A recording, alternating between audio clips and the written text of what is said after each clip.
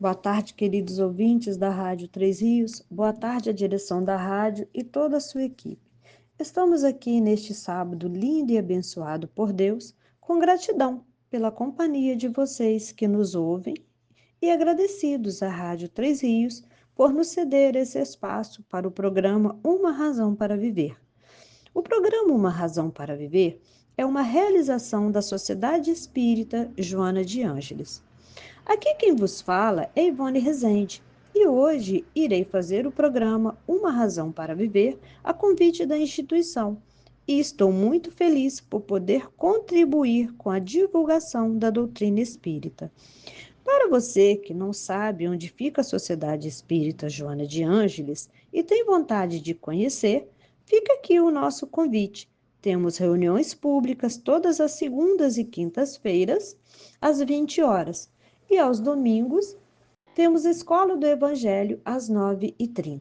Nosso endereço é na Travessa Paulino Alves, número 145, no bairro da Vila Isabel, ao lado do residencial Vila Nova 1. Hoje, meus irmãos, nós vamos falar um pouco sobre obsessão espiritual. Dos tantos temas, tratados pelo Espiritismo, é inegável que as questões inerentes à obsessão espiritual são os que mais despertam curiosidades e dúvidas. Uma grande maioria de nós foi condicionada ao longo do tempo a pensar na obsessão como um filme de terror que vincula entidades demoníacas, possessões e horrores dos mais inimagináveis. Entretanto, os processos obsessivos ocupam lugar contrário deste, sendo bastante sutis e muito mais humanos do que se pressupõe.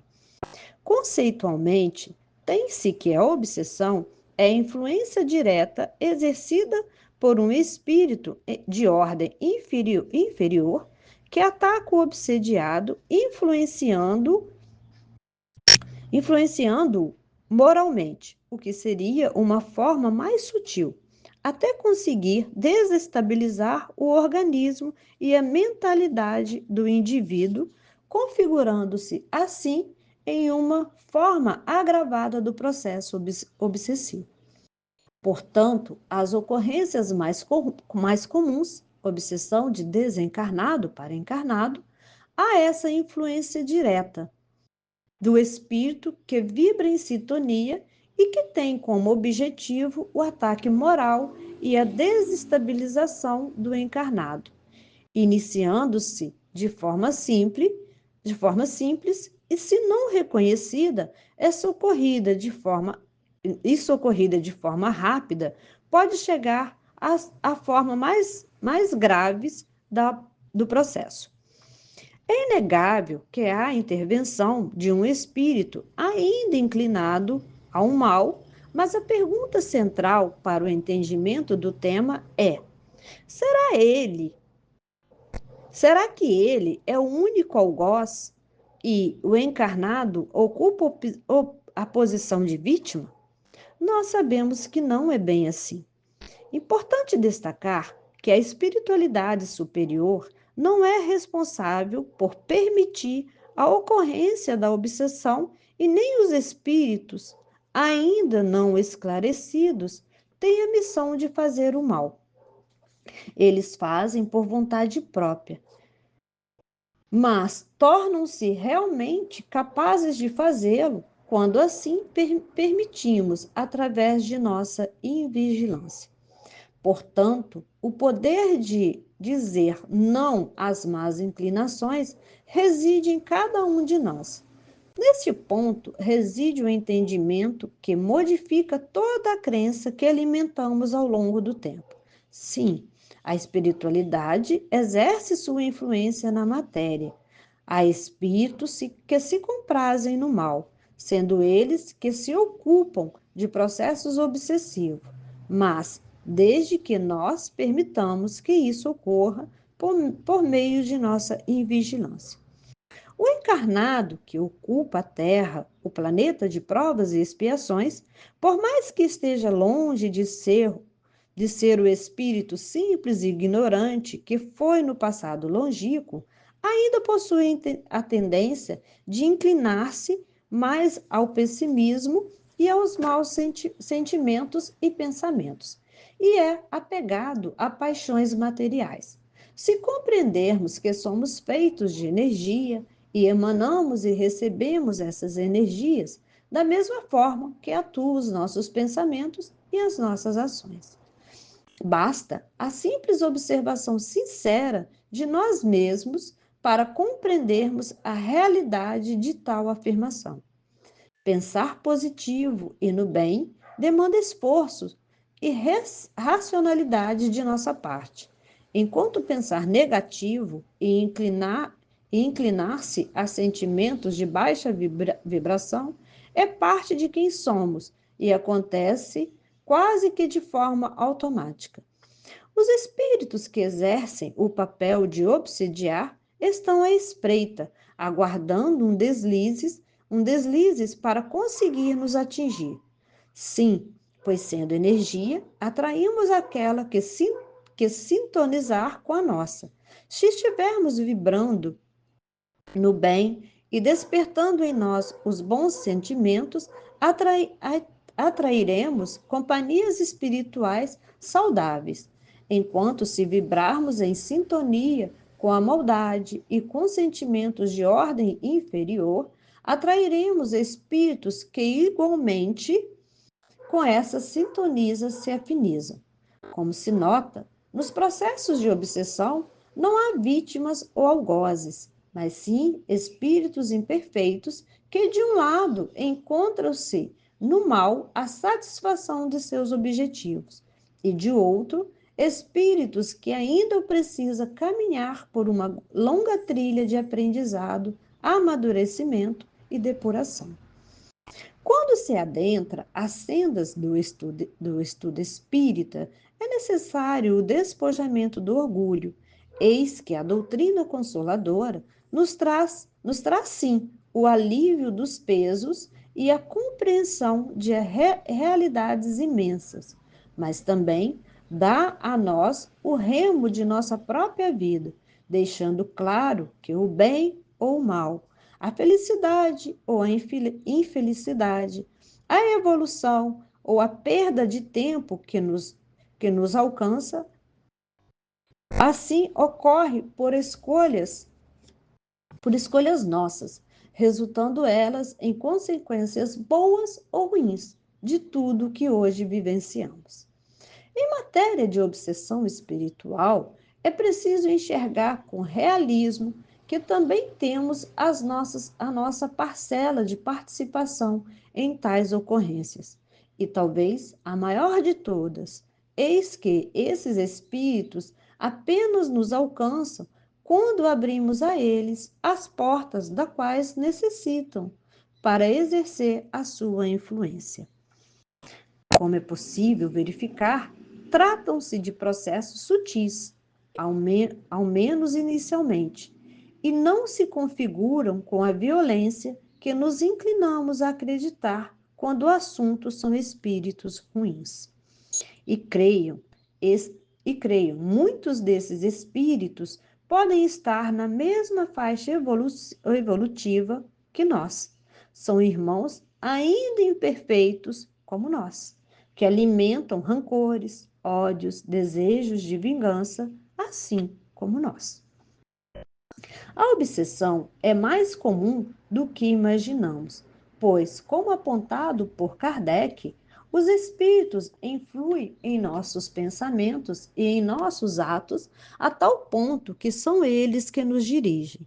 Logo, torna-se importante que compreendamos as peculiaridades acerca da obsessão, uma vez que apenas quando entendemos como o processo funciona é que somos capazes de reconhecer as ferramentas que temos para lidar com a situação de forma saudável e produtiva para todos os envolvidos. Segundo Kardec, a obsessão é o domínio que alguns espíritos logram adquirir sobre certas pessoas, conceito que pode fazer com que algumas pessoas criem a falsa ideia de que esse processo seja unilateral, partindo sempre de um desencarnado para um encarnado. Contudo, hoje compreendemos que essa associação mental pode partir tanto de encarnados quanto de desencarnados, sendo todos os envolvidos responsáveis pela criação e manutenção dessa ligação. A obsessão pode acontecer entre encarnados, entre os desencarnados, entre os desencarnados e entre encarnados e desencarnados. A obsessão entre os encarnados acontece quando indivíduos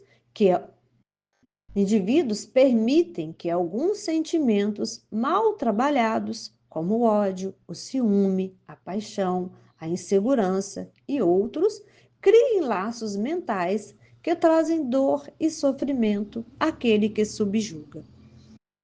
Esse é um processo muito evidente em relacionamentos abusivos, nos quais um obsessor, dotado de um sentimento de posse, pode fazer com que um indivíduo emocionalmente dependente se torne refém de um relacionamento que o sufoca e tolhe a sua liberdade.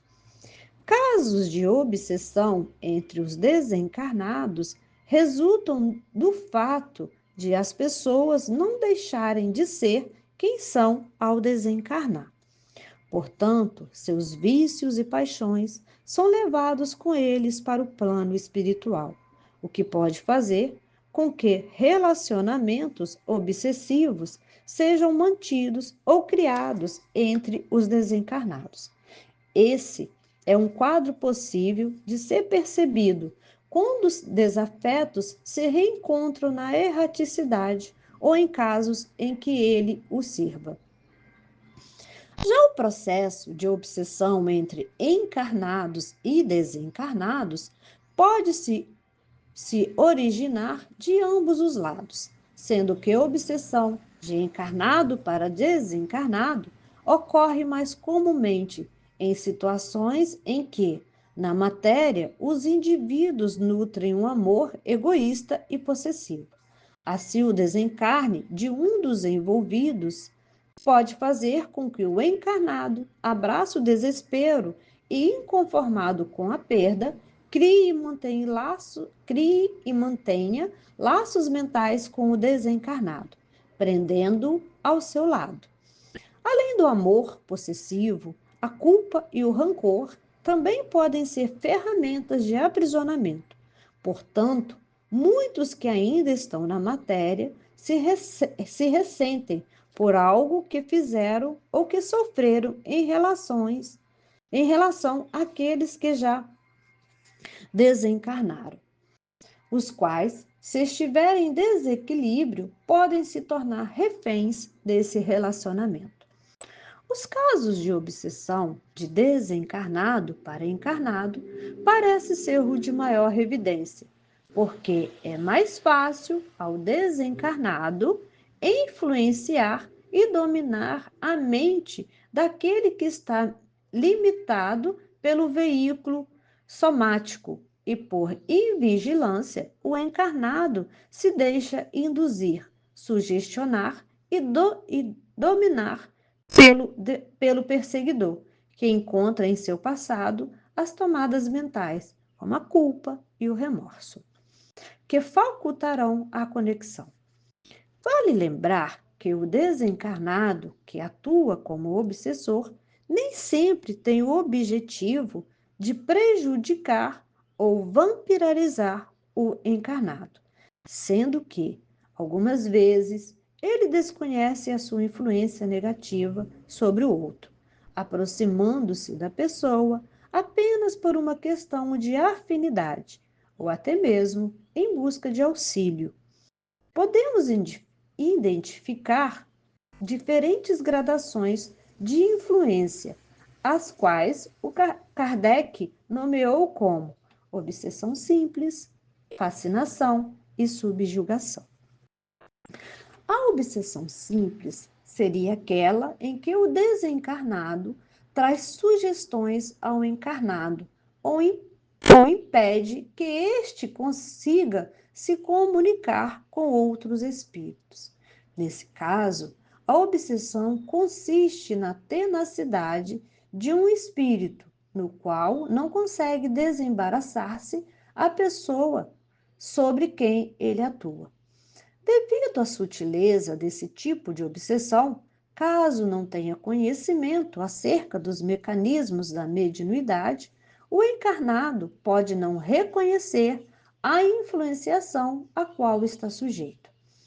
Os casos de fascinação são mais graves, uma vez que essas situações o desencarnado é capaz de agir mais diretamente sobre os pensamentos dos encarnados, criando ilusões que podem paralisar o raciocínio lógico do médium.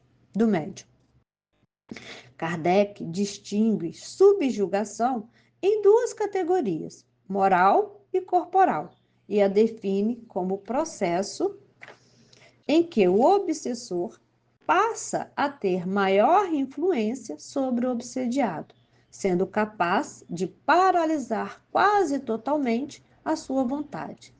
A subjugação moral ocorre quando o encarnado é levado pelo obsessor a tomar resoluções absurdas e comprometedoras, as quais o encarnado, sob imenso processo de fascinação, julga serem sensatas. Já na subjugação corporal, conhecida por muitos como possessão, o espírito atua sobre o corpo material do obsediado, provocando movimentos, fala e escrita involuntária.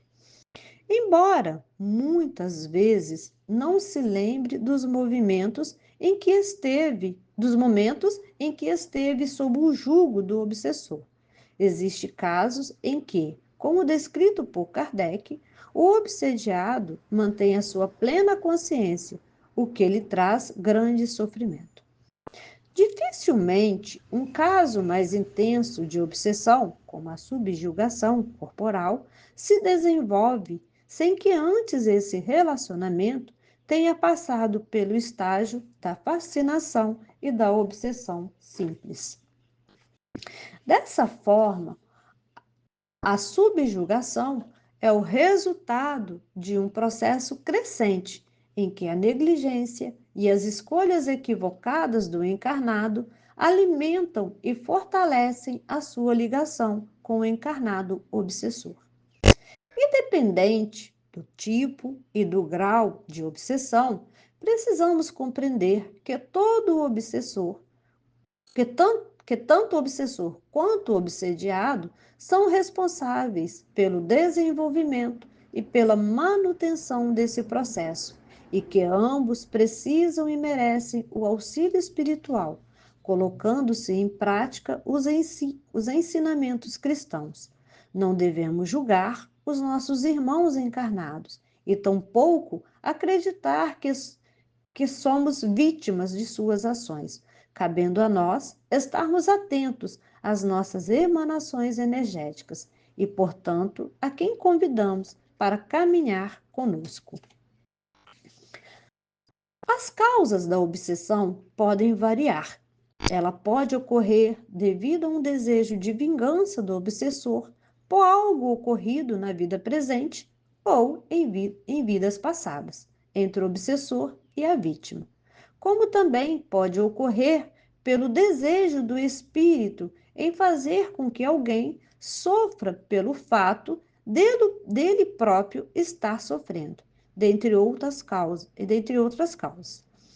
Em grande parte, em grande parte dos casos, ela é causada por espíritos vingativos que, após o seu desencarne, perseguem aqueles contra os quais alimenta o sentimento de ódio e rancor.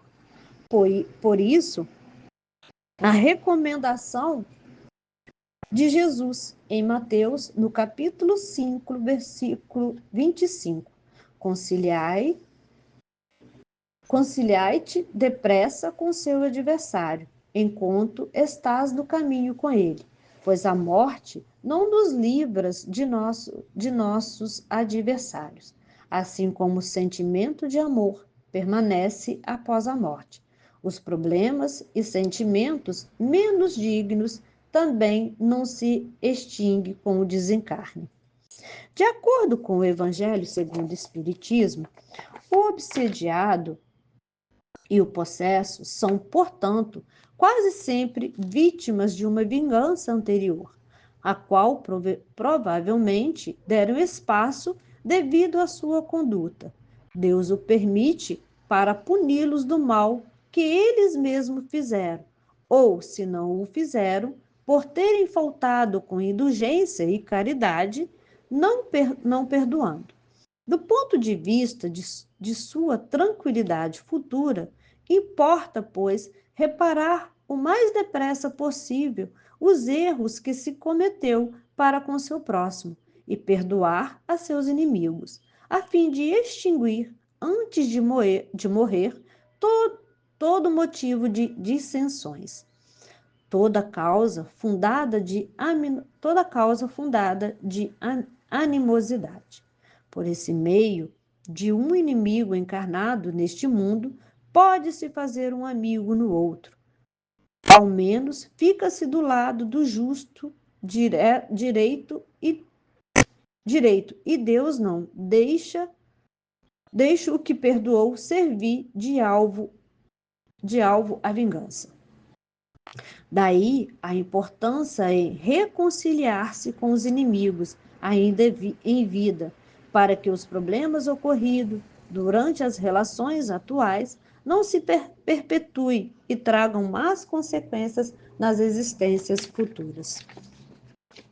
Ao encarnar no planeta Terra, ocorre, na maioria das vezes, o tal esquecimento dos fatos ocorridos em vidas passadas. Dessa forma, pode-se ter prejudicado outras pessoas sem que se lembre, ou até mesmo ter sido o próprio obsessor de alguém quando desencarnado. Por isso, é imprescindível o esforço pessoal para perdoar aqueles que nos desejam ou tentam nos fazer o mal, sejam eles encarnados ou desencarnados. Em uma linha histórica, o papel de vítima e culpado pode se alternar, e aquele que é perseguido hoje pode ter um passado que o condena a sofrer tal prejuízo no presente.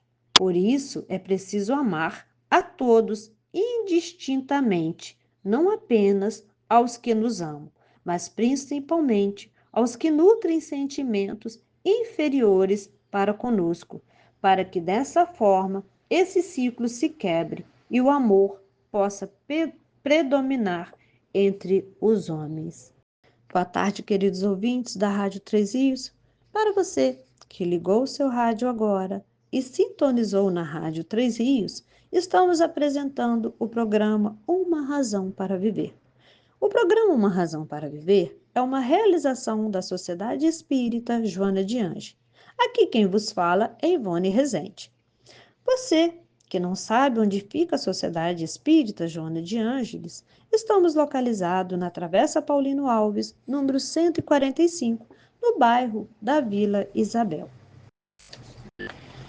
Nossas reuniões públicas são segundas e quintas-feiras, às 20 horas, e aos domingos temos Escola do Evangelho, às 9h30. Então, todos vocês estão convidados a ir lá participar com todos nós.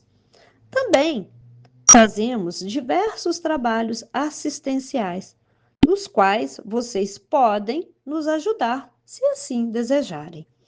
Entregamos enxovais de bebês para as gestantes carentes, cestas básicas para as famílias cadastradas e evangelizadas em nossa instituição. Aos domingos, servimos um delicioso almoço para as crianças e mães que frequentam a escola do Evangelho. Também proporcionamos às crianças passeios e atividades lúdicas e culturais no decorrer de todo o ano. Todo findar de ano, fazemos bolsas de Natal com alguns itens, como roupas, sapatos, brinquedos, doce para as crianças e também presentes para as mães. Fazemos também bazar para angariar recursos para a manutenção dessas atividades. Realizamos também atendimento fraterno às pessoas que estão necessitando de uma conversa ou de um esclarecimento sobre os ensinamentos do Mestre Jesus, à luz da doutrina espírita. É só agendar através do telefone DDD 24, número 98843 7822. Então, meus irmãos, vamos continuar com o nosso tema obsessões espirituais. E agora nós vamos falar um pouco sobre a auto-obsessão. É um assunto de extrema relevância e, ao mesmo tempo, pouco debatido devido à sua complexidade de identificar em si mesmo ou de aceitar quando alguém nos aponta indícios de alta obsessão. Como explicado por Kardec, o homem não raramente é obsessor de si mesmo, pois alguns estados doentios e certas aberrações que se lançam à conta de uma causa oculta deriva do espírito do próprio indivíduo. Dessa forma, a falta de vigilância para com seus sentimentos mal trabalhados, como a vaidade, a culpa, a inveja, pode fazer com que uma pessoa crie as chamadas doenças da alma, as quais trazem grande sofrimento e, ao mesmo tempo, abrem brechas para que indivíduos em sintonia se aproximem e criem laços. Assim, a autoobsessão geralmente é o ponto de partida para que outros tipos de obsessão se estabeleçam. Nossa mente tem o poder para nos curar, mas também para nos adoecer. Tudo o que fazemos aos outros, podemos fazer a nós mesmos. Estando o processo de autoobsessão também interligado às questões psicológicas, como alta ou baixa estima. Por exemplo, indivíduos que se sentem melhores que os outros e não aceitam ser contrariados, em hipótese alguma, vivem numa ilusão criada por si mesmos e o que podemos considerar uma espécie de fascinação. Da mesma forma, pessoas que se sentem piores que os outros e não reconhecem seu valor também não vivem dentro da realidade e tendem a se colocar numa posição de vitimismo, criando uma aura negativa em torno de si e produzindo fluidos deletérios que podem desencadear diversas doenças do corpo físico. Vamos imaginar a espiritualidade trabalhando com médios nessas duas condições. O primeiro não aceitará de bom grado os conselhos dos espíritos em relação à sua conduta, ou facilmente irá se envaidecer com elogios de espíritos levianos que podem vir a fasciná-lo. O segundo duvidará de si mesmo e facilmente aceitará sem críticas ou análise tudo o que receber dos espíritos, tornando-se tão ou menos confiável que o primeiro. Quando isso começa, como podemos identificar?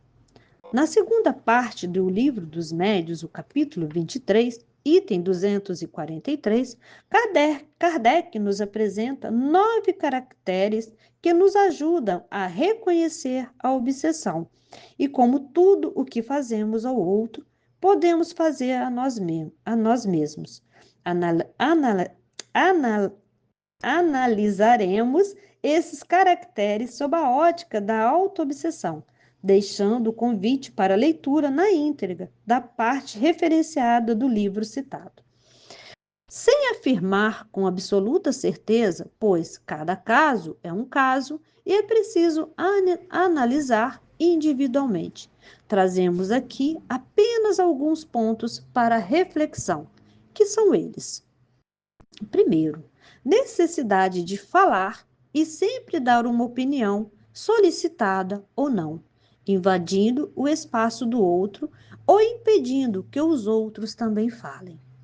Segundo, mentir de forma compulsiva pode ser um processo de autoobsessão, pois cria-se uma ilusão e se passa a tomar as próprias mentiras como verdades. Terceiro, crença na própria infabilidade e uma visão superestimada de si mesmo. O quarto, confiança cega nos elogios que recebe como uma forma de reforçar aquilo que acredita e sentir-se superior. O quinto, disposição para se afastar das pessoas que podem dar úteis avisos. Sexto, não aceitar críticas e sempre assumir uma postura de melindre. Sétimo, a ociosidade pode ser um estado de auto-obsessão. Oitavo, mesmo sem quaisquer evidências clínicas, a pessoa acredita ter uma grave doença, constantemente vai a médicos e tem muito medo da morte, podendo desenvolver doenças psicossomáticas. Nono, qualquer comentário ou desordem em torno de si se faz com que a pessoa acredite que é a causa do objeto do assunto, sentindo-se sempre vítima de perseguições. A obsessão não nasce apenas na maldade de certos espíritos, tendo os encarnados sua parcela de responsabilidade pelo descuido. Se tratando de auto-obsessão, então, esse descuido torna-se de inteira responsabilidade dos encarnados por caber a cada um de nós cuidarmos de nosso corpo e principalmente da nossa mente. A auto-obsessão pode, inclusive, atrair espíritos compatíveis com as energias negativas que estamos emanando, fazendo com que um processo auto-obsessivo se transforme também num processo obsessivo ou então numa simbiose espiritual, que acontece quando o encarnado e o desencarnado se obsediam de forma mútua. No livro Evolução de Dois Mundos, o espírito André Luiz nos elucida a respeito da ancianidade da simbiose espiritual.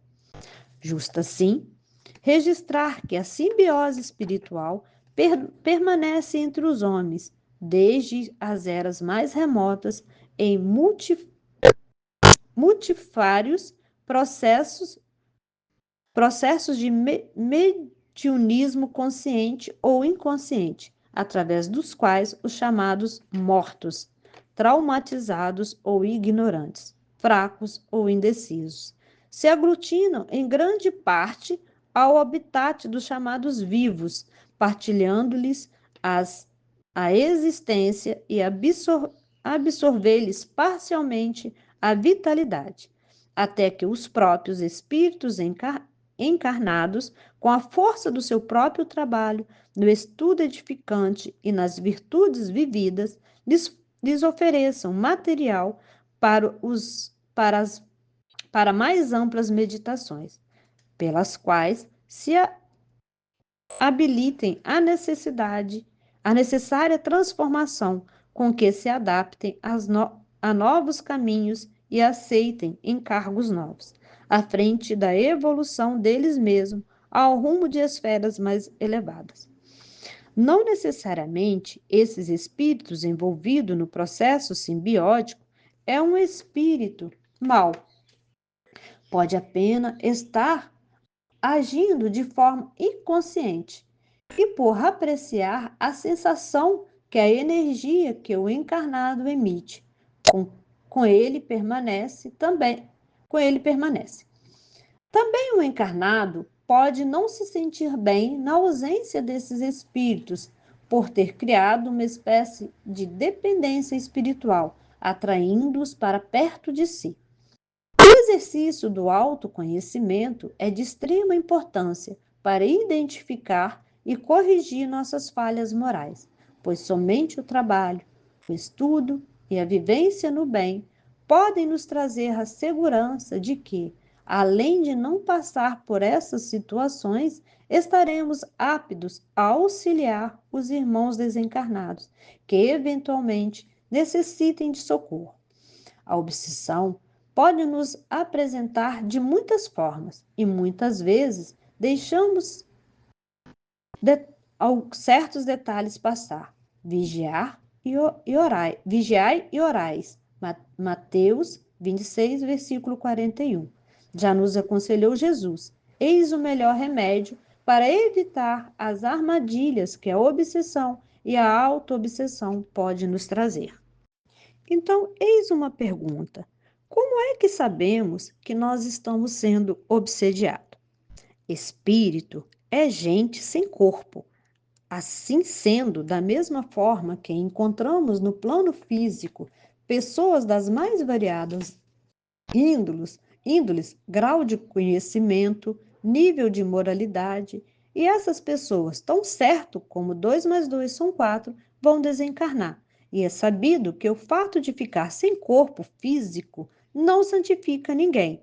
Há que se precaver e analisar a fonte que comunica se deve ser acatada ou não. A obsessão deixa alguns sintomas? Não diremos sintomas, como entendemos por sintomas físicos de alguma enfermidade, mas existe algumas características importantes para identificar processos obsessivos. Mais uma vez, nos socorre o Pentateuco kardeciano. Reconhece-se a obsessão pelas seguintes características: persistência de um espírito em se comunicar, queira o médio ou não, através de escrita, audição, tipologia, etc., apontando-se que outros espíritos possam fazê-lo. Ilusão que, não obstante a inteligência do médio, o impede de reconhecer a falsidade e o ridículo das comunicações que recebe. Crença absoluta na infabilidade e identidade dos espíritos que se comunicam e que, sob nomes respeitáveis e venerados, dizem coisas falsas ou absurdas. Confiança do médium nos elogios que lhes fazem os espíritos que se comunicam com ele. Disposição a se afastar das pessoas que lhe possam dar conselhos úteis. Levar a mal críticas sobre as comunicações que recebe. Necessidade inoportuna, incessante de escrever. Qualquer espécie de constrangimento físico que domina a vontade do médium e o força a agir e a falar alheio a si mesmo. Ruídos e transtornos persistentes em torno de si mesmo, os quais se é a causa ou o alvo. Existe uma característica muito importante da qual podemos compreender um caso de obsessão. A comunicação do espírito.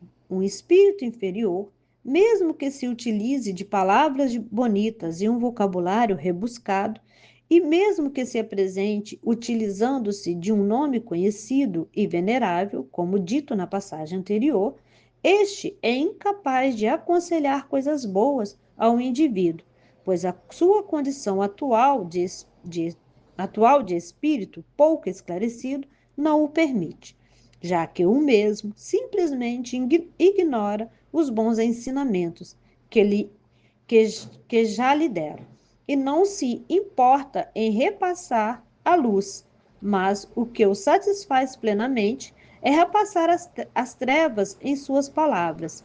E se o sujeito obcecado cai nas suas armadilhas, ainda mais se compraz na desgraça alheia.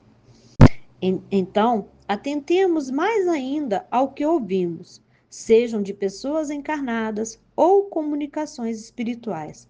Um amigo espiritual não nos aconselhará o mal, pelo contrário. Afinal, como saber que nós estamos sendo obsediados? Todas as características apresentadas acima podem ser observadas. No entanto, é muito proveitoso, antes de encararmos com qualquer sintoma físico ou possível distúrbio psicológico, como obsessão, analisarmos o que sentimos sob a ótica da medicina do homem. Kardec nos aconselhou a antes seguirmos a ciência, e ela existe para isso, para a cura das doenças físicas, emocionais e mentais. E a ela devemos recorrer inicialmente. Se existe um quadro depressivo ou ansiedade ou quaisquer outros transtornos, é nossa responsabilidade procurar um profissional da saúde adequado antes de procurarmos ajuda espiritual. E isto é de suma importância, pois, estando em vulnerabilidade emocional e mental, infelizmente, ainda existem pessoas que se dizem mestres, gurus, médios, que nada mais querem a não ser tirar proveito da vulnerabilidade alheia, principalmente para arrecadar recursos financeiros, deixando a pessoa ainda mais fragilizada e constrangida. Descartada qualquer possibilidade de enfermidade orgânica, aí então, sendo da vontade da pessoa, esta deve procurar um centro religioso de sua afinidade, que seja sério e que trate as questões obsessivas com a seriedade que deve, para que tanto o encarnado seja auxiliado, bem como o espírito obsessor, que também está doente, pelo ódio e pela raiva, que vem alimentando, talvez por décadas, séculos, e como filho de Deus, também merece amparo e cuidado para abandonar as trevas e caminhar para a recuperação. Portanto, meus irmãos, a causa das obsessões espirituais é o cultivo de maus pensamentos, sentimentos e más atitudes do próprio indivíduo obsediado. Nesse caso, a melhor forma de se livrar-se da ação de um obsessor é reformar-se intimamente, investir na autoelevação moral e mudança de postura.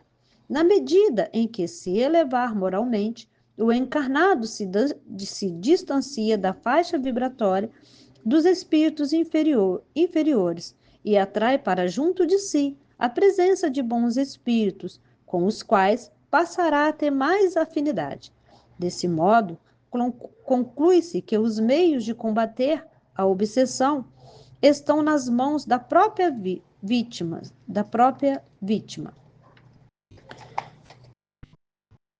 Seja qual for o motivo da obsessão, o melhor remédio contra ela é o cultivo da oração, dos bons pensamentos e da caridade, pois aquele que não alimenta sentimentos inferiores recebe proteção contra a obsessão.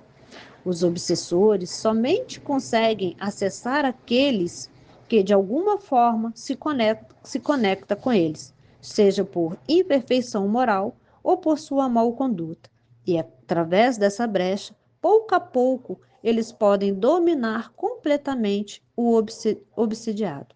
Daí a importância de praticar diariamente uma higiene mental, cultivando o perdão, a oração e uma conduta moral reta, pois dessa forma torna inacessível a ação dos espíritos mal intencionados.